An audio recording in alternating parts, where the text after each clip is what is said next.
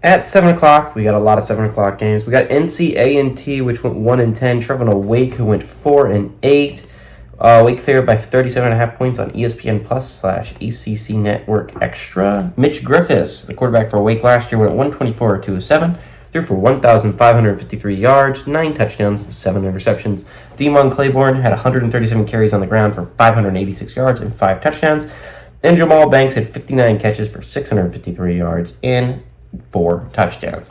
So I think what is really interesting about this Wake team is how are they going to win games in the ACC?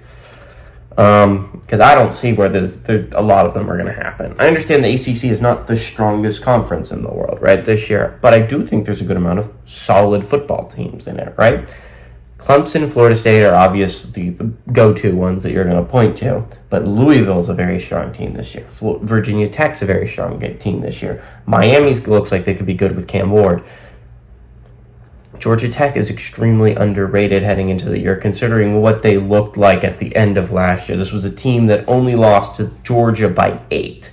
Remember, this is a solid Georgia Tech team, and I think I'm recording this before week 0 is done. I do think that they're going to show everyone who they are when they beat Florida State.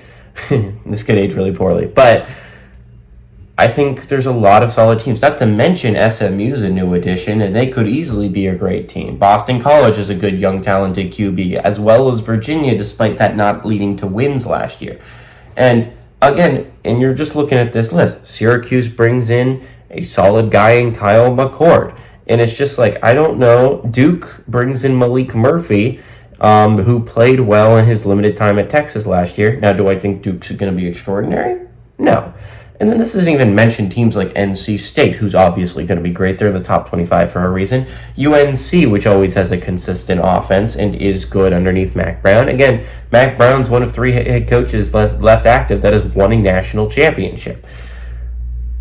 And if you just look at where does this Wake team fit within all that? Because if you're going to point out teams that you think are worse than Wake, you don't have a lot to choose from, right? Like maybe you can throw in Pitt there. Maybe you can throw in like Stanford, maybe Cal, but Cal played well enough to get to a bowl last year. And it's just like Wake was not a good team last year. They just weren't a good football team. And I don't see where they got a whole hell of a lot better. And maybe Wake is a big surprise this year. Maybe Wake's a lot better than I expected. I just don't see it right off the bat. Again, they're going to beat North Carolina A&T. I would be surprised if they didn't. Not only is this an FCS squad, it's a bad FCS squad. Wake's good enough to beat them. Wake's good enough to beat them by more than 37.5. That's for sure.